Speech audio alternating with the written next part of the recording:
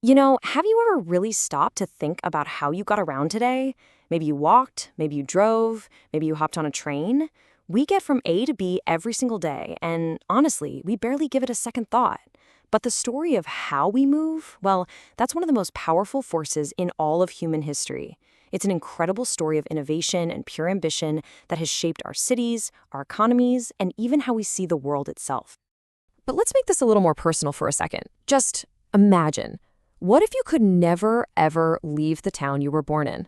I mean, no visiting family a few states over, no dream vacations, no packing up and moving for a better job. All of a sudden, that simple act of just going somewhere, it feels incredibly important, doesn't it? It's a freedom we totally take for granted. And that feeling, that gets right to the heart of what we're talking about today. Because for humanity, this deep-seated drive to move, whether it's for survival, for trade, or just out of sheer curiosity, it's as basic as breathing. You could almost say that for us, to move is to live. So, where did this incredible journey even start? Let's rewind the clock, way back to the very first era of innovation. This is when our ancestors first started to figure out how to conquer distance, how to break free from the simple limits of their own 2 feet. It all happened in a few absolutely world-changing steps. First, around 4000 BCE, we domesticated animals.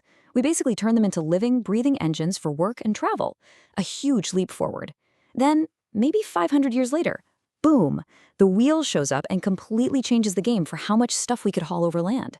And at the same time, out on the water, early sailboats were unlocking rivers and coastlines, turning them into the first highways. These weren't just little improvements. These were the absolute cornerstones of civilization. And what's really fascinating is what came next. All these inventions created something totally new, the trade route. And you have to think of these not just as roads, but as the arteries of the ancient world. Along these routes flowed goods, sure, like silk and spices, but also ideas, technology, languages, and culture. The first great empires, the first truly connected economies, they were built right on the back of these pathways. Okay, now let's hit the fast forward button and jump to a really pivotal moment in the 19th century. This is when one single technology, steam power, just radically cranked up the speed of human movement and, in a very real way, made the entire planet feel smaller. And this just shows you everything.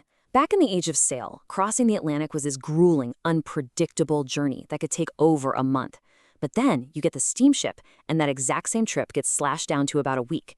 The world didn't just feel smaller, it was smaller. Gaps that had separated continents for all of human history were suddenly crossable in just a few days.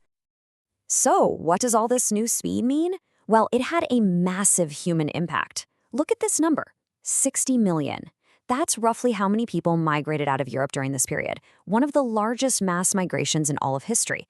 Whole families, entire communities, picked up and moved across oceans on a scale that was just unthinkable before. And it was all made possible by the incredible reliability and speed of steam travel. This is what really built the foundations of the global world we live in today.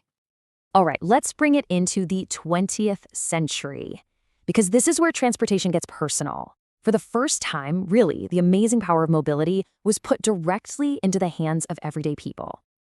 The automobile. I mean, you have to understand it was so much more than just a faster horse. It completely re-engineered our society. Think about it. It created the suburbs, right? Which totally changed our idea of home by letting us live miles away from where we worked. It gave birth to the road trip and the entire modern tourism industry. And of course, it demanded massive new projects like national highways and sparked whole new businesses, from gas stations to motels. The car literally paved the world we know. And if the car gave us freedom on the ground, well, the airplane gave us freedom in the skies. Just look at that number. Over 100,000 commercial flights every single day. That's the promise of the steamship, global connection, but made routine, accessible, and constant. We now live in an age where flying across a continent for a meeting is just normal. But beyond just the pure logistics of it all, flight did something else, something deeper. It changed our perspective. Seeing the world from 30,000 feet, that patchwork of farms, the curve of the coast, the lights of a city at night, it gives you a whole new appreciation for the scale and the beauty and the interconnectedness of it all. Which brings us right up to today and to what's coming next. Believe me, this journey of innovation is far from over. Right now, we're facing a whole new set of challenges, and we are right on the cusp of the next great transportation revolution. So, what's on the horizon? Well, the next big goals are pretty clear. First, decarbonization. That's the race to make all this travel sustainable for the planet, switching to things like electric vehicles and better fuels. Second, autonomy. We're talking about using AI to develop self-driving tech that can make our roads and our skies way safer and more efficient. And third, hyperconnectivity. Building even faster, more seamless systems like high-speed rail that tie our digital and our physical lives together. So, when you think about it, from the very first domesticated horse to the idea of self-driving cars, our ambition to just move has constantly pushed the boundaries of what's even possible. Our technology is getting to a point where it can take us pretty much anywhere we can imagine, and that leaves us with the biggest question of all. It's not really about how we get there anymore.